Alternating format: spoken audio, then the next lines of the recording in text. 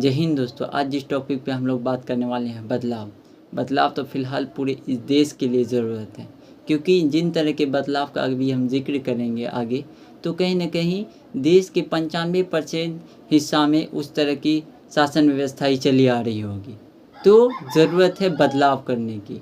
और किन तरह के बदलाव, जो कि जैसे कि छोटे छोटे, अगर आप लोग रूरल एरिया या शहरी एरिया में भी पाते होंगे, तो कभी आप अगर राशन कार्ड जो कि सरकार की तरफ से दिया था, और सरकार की तरफ से ये भी आप सुने होंगे तो एक्सटेंडेड कर दिया इतना टाइम के लिए कि 5 किलो अनाज हर घर में इतना टाइम तक के लिए और बढ़ा दी गई।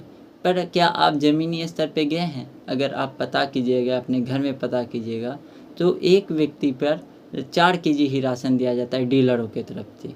तो पहले क्या होता था कि नया राशन कार्ड बनवाने, अभी तो थोड़ा ऑनलाइन स्टार्ट हो गया है तो थोड़ा ठीक भी है। तो पहले क्या हुआ करता था, तो कभी राशन कार्ड बनवाने के लिए 2500, 2000, 1500 इस तरह से पैसा लिया जाता था।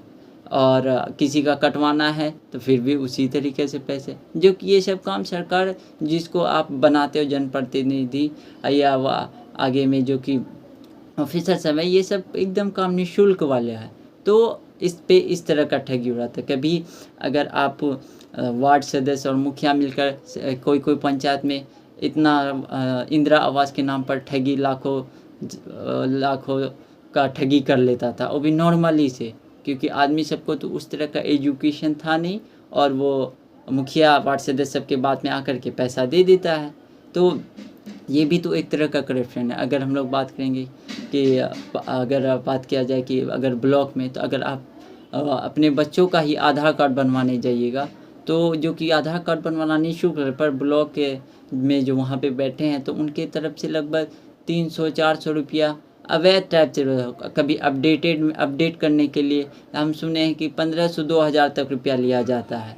तो कहीं न कहीं इन तरह के बदलाव की बहुत ज़रूरत है। कभी अगर आप ज़मीन संबंधित मामले में जाइएगा तो मोटेशन, जो कि अभी ऑनलाइन पूरा निःशुल्क तरीके से दे दिया है, पर अगर आप मोटेशन करवाना है तो कहीं न कहीं आपको ऑफिसर सबको 5000, 3000 इस तरह का खिलाना पड़ता है, जो कि ऑनलाइन पोर्टल एकदम फ्री में होता है, जो पर आपको उसके लिए पैसे देने पड़ते हैं। और ये आप सभी के रोज़मर्रा की ज़िंदगी में आने वाले काम हैं, जो कि बहुत ही ज़रूरी है, पर इन पे कोई आवाज़ नहीं उठाता। क्यों नहीं आवाज़ उठाया जाता है? कहीं पे एजुकेशन का अभाव है, कहीं पे उस तरह के नहीं लड़के हैं, तो कहीं पर हैं भी तो उन्हें गांव समाज की तरफ से दबाया जाता है।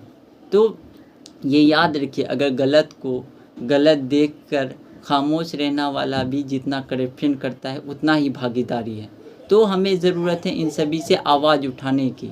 तो कहीं न कहीं इस तरह की शासन व्यवस्था से आवाज़ उठा के इसको ख़त्म करना, हम मान लें कि एक बार में ख़त्म ना होगा, पर ये धीरे धीरे आपके प्रयास से ख़त्म हो सकता है। और इस तरह से भी ख़त्म होगा जब आप भी शॉर्टकट ढूंढना बंद कर दीजिएगा।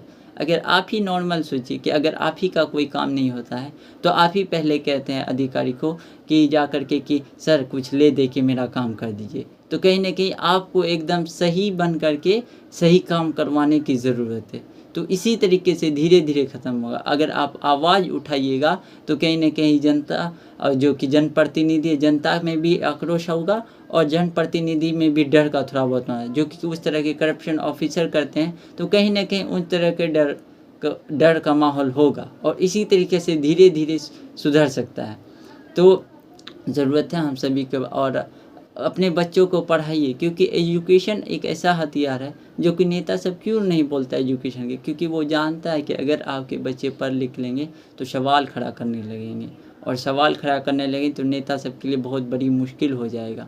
ऑफिसर सब के लिए तो ठीक है, वो सब तो अपना एकदम नॉर्मली करप्शन कर ही रहे हैं, पर ये जानते हैं कि पूरा सिस्टम ऊपर से ही फॉल्ट है, बट उसी का फ़ायदा कौन उठा लेते हैं? कुछ ऑफिसर, कुछ जनप्रतिनिधि।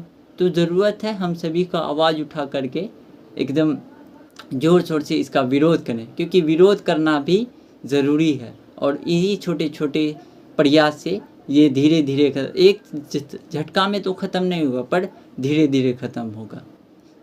जय हिंद, जय भारत।